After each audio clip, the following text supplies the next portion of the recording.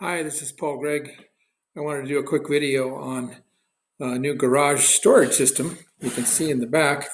I wanted to put standard storage containers on rails on the ceiling, and it worked out really well. Fairly easy to do, fairly inexpensive. And we're going to be able to store Christmas decorations and camping stuff, things like that up there.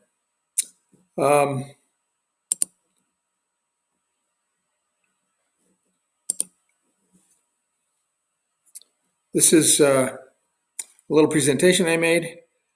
Like I said, we're needing to put some more storage in a volume that's not really used above the garage doors. I've seen commercially available shelves, but they were kind of expensive and weren't that large. I've also looked on YouTube and seen do-it-yourself shelves involving you go into the ceiling and drill holes in the trusses and put threaded rods down. And there's other methods, but I didn't want to go up into the ceiling and rummage around through the insulation.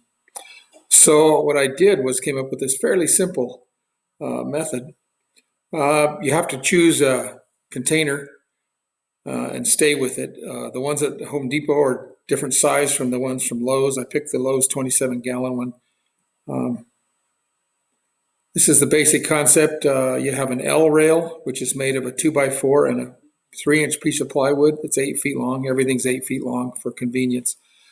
And the T rail, which supports 2 containers, and that is 4.5 inches wide, and use the same 2x4, 8-foot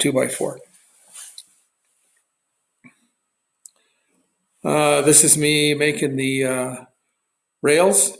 The L rail has some small fasteners in it, but it also, these big fasteners, 6-inch, 1/4-inch fasteners, are going to tie it to the ceiling, to the roof trusses. And this is a T rail. Lowe's cut the plywood into 3 and 4.5-inch strips for free for me. These are our local ducks coming to inspect it. Rails are attached to the ceiling with these 1/4-inch timber tie or timber lock self-tapping screws with the holes countersunk and drilled in the tie, but not in the ceiling. I use 4 screws at 1 foot, 3 foot, 5 foot, and 7 foot to give a symmetric attachment to the roof trusses. Once you get one of the roof trusses, once you find the middle of one of them, then they're all lined up with the other roof trusses on 24-inch spacing. We start with an L rail at the wall above the garage door. And then your spacing is dependent on which container you use. And I added a 1/2 inch just so I wouldn't have any issues with binding. And that worked out really well. Like I said, it was pretty easy to I used a stud finder to find the trusses, which is a little difficult through the thick sheetrock. But you can also, in a garage, you can usually see the seams in the sheetrock. And there were garage door fasteners.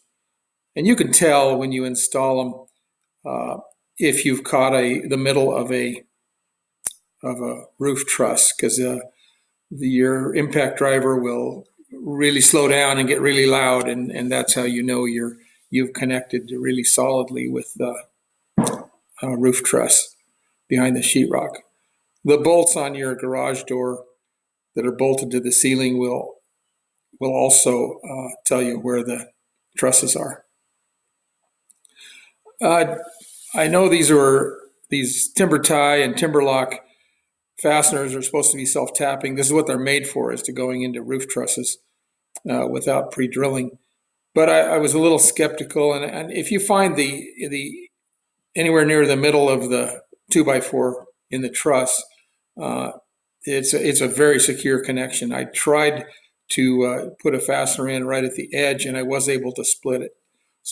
But you can tell that when you drive them. It's just not the same noise and hardness as you drive the screw in. So that's it. The 27-gallon storage containers are $9 to $11.